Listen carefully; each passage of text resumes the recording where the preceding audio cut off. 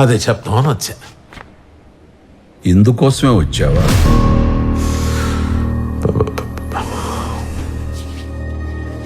సరే బ్రహ్మ, ఒప్పుకుంటున్నాను.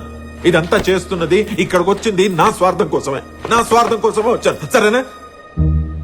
మన పీకేఆర్ గారితో ఉండి ఉండి గెలుపుకి అలవాటు పడి పదవే ఒక వ్యసనంగా మారిపోయింది నాకు. దాంట్లో తప్పే ఉంది. ఇప్పుడు చెరువులోని చేపలు ఆకలి కోసం నాచుని తింటాయంట. ఏదైతే ఆ మురికి క్లీన్ అవుతోందిగా.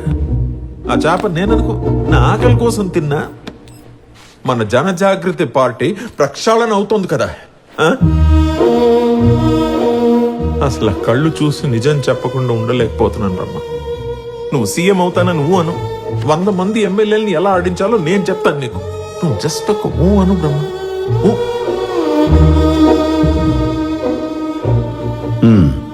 అమ్మాయ్యా, ఈ ఒక్క ఊ